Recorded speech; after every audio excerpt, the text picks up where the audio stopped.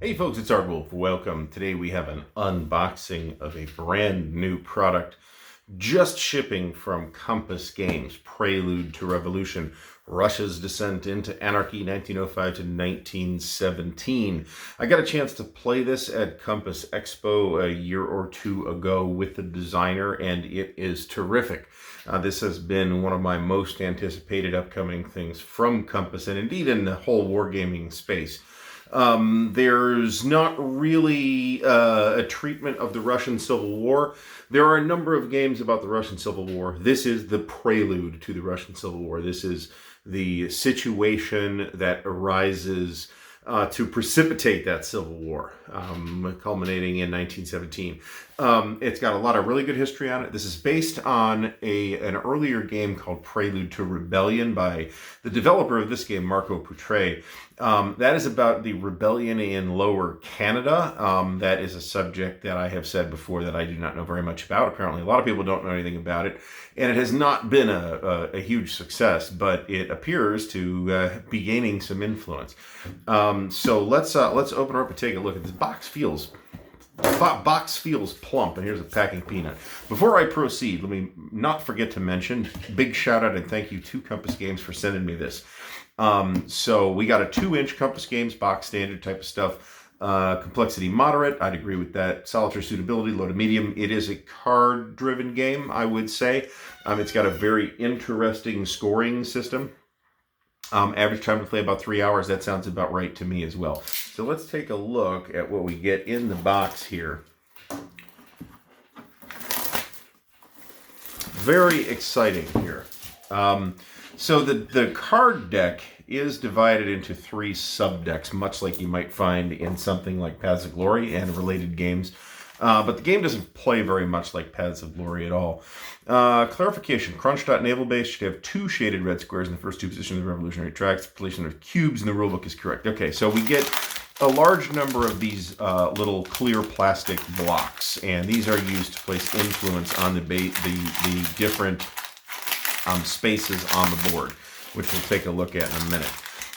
We get some special dice. These are customized dice. They are inlaid, not just painted, so that's really nice. And these have to do with the scoring system. So basically, these results come up on the dice. That'll tell you what is scoring at any given time. There are 6 dice, red and blue. They should have been red and white, probably, but hey, what are you going to do? We've got 4 decks of cards, which we'll have a look at in a minute. And then these key event cards. And I'm not 100% sure that these were on their own cards when I played a prototype copy at Compass Expo. So let's bust out the board, and we'll underlay everything else in the context of the board. And I want to warn you that you might find the board to be a little scary, because what it is it's St. Petersburg. And it's got a lot of different tracks for the different sections of St. Petersburg. This just came in from outside, so it's still pretty cold. It is pooching a little bit, which is atypical for Compass, but I'm pretty sure you can get it to lay flat after a while. Over on the side here, let's make sure you can get this in frame. You have a Red October track and a Tsar's Prestige track. The game's over if autocracy is reimposed. And if Red October happens, you go through a special Red October sequence, as I recall. There are 3 phases: the years of turmoil, the Great War, and the collapse. And only the collapse has the dates on the tracks: February, July, and October 1917. And then you've got these opportunity points that you can do various things with, but you also have these opportunity pools, which will be cards that can be played from the pool. In addition to whatever else is going on. There is a military aspect to this game. The placement of troops can turn out to be important. So in addition to the board, we have a rule book. Let's take a look at the rule book first. It is a full color rule book, glossy but not super duper glossy paper. Full color, very nice. Online game support with a barcode that you can scan on your phone. That's neat. That's something I'm just starting to see. So that's cool. Wonder whose idea that was. It was not my idea, just to be clear on that. And you do have the Duma, which is the parliament of the Russian Empire at this time. And one of the interesting things that can happen is that events can spiral out of the control of either player and turn into, real bad news for all the people involved here. We do have about, looks like 14 and a half pages of rules. We also have a section on card clarifications, and we're going to get a visitor here in a second. She is clamoring for attention. We do have some designer's notes, which is really great, from Mike. Do we have a bibliography? We do have a bibliography, which is great, although I believe I discussed all of these books with Mike when we had our conversation at Compass Expo. Now, there is an interview with him, which you can check out on the channel. This is Satine. She's visiting. She loves St. Petersburg. And she is obviously totally miserable. Dedicated to the memory of Dr. Richard Pipes, who wrote 2 of the books in the bibliography and who passed away during the development of this game. So that's the rule book. I hope we're all enjoying this spectacular show that's happening right now. We get these 2 cards, and these are like special abilities that the 2 factions can use. So the Reds, for example, can have propaganda, socialist sympathizers, revolutionary diplomacy, all power to the workers and soldiers, Soviets. The government can do a couple of special activities as well. And as I recall, these may be one-time things. Put those in there.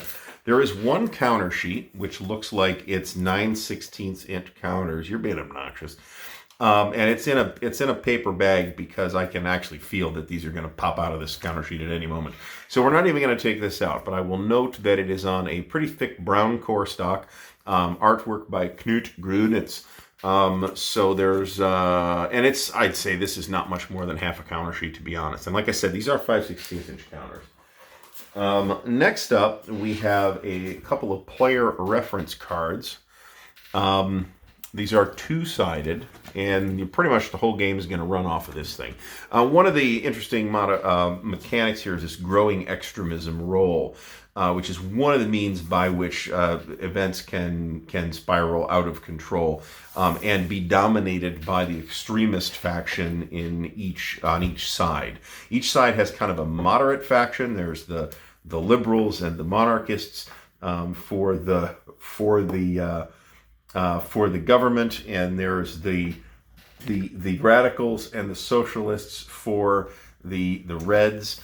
I played the Reds, by the way, and I beat Mike, so I felt really good about that, and I'm probably not going to stop bragging about it for a little while. This is definitely going to hit the table over here. Let's start taking a look at the cards. I'm not going to open all 5 packs, but we will take a look at some of them just so you can kind of get a sense of what they look like and what they do.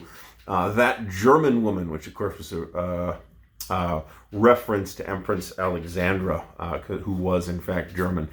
These again are divided into 3 eras, and when the new era comes out, you wipe the slate clean and start fresh. And I think this is all great war stuff. And obviously, things are starting to deteriorate fairly seriously at this point. And you do have a scoring token, a scoring indicator at the top of each card, and you have action points that you can spend on stuff, which include placing blocks and stuff like that. I don't believe this will be mechanically very alien to anybody that's played Twilight Struggle, but it is quite different from Twilight Struggle as well. So this is a small deck of what looks like maybe 20 cards, and these are the key events for each side. And you really want to play these when you can. Here's Peter Stolypin, famous for his dashing neckties. Vote on land reform. Here's Rasputin, for example. And bad things can happen. So that this is a card that can be played by the Reds. You play Rasputin with the hope, and I think I played either Rasputin or Lenin, and hoping that I'd get some benefit out of him, and I don't think I did. But you can get negatives to the Tsar's prestige.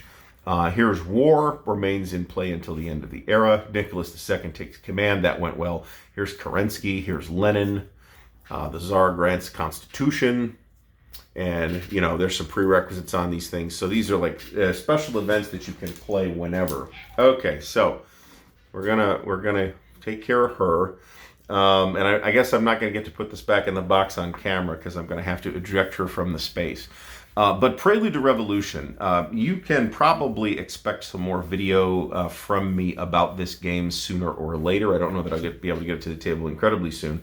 It does not have incredibly high solitaire suitability because there is hidden information, namely the hands of cards. There's a lot of moving pieces, but it's nevertheless not that complicated.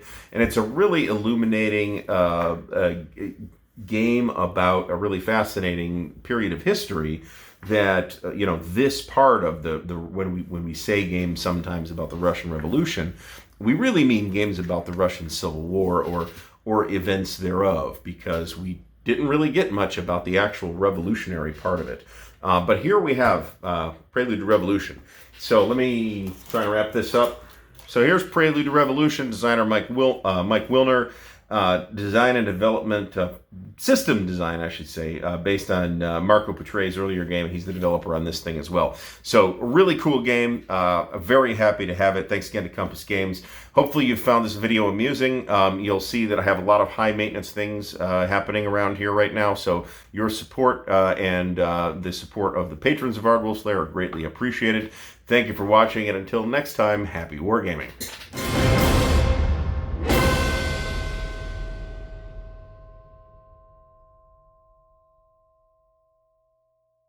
I'm busy here. Can you not see I'm busy? You're ruining my entire unboxing video. You know that, right? You are a devil.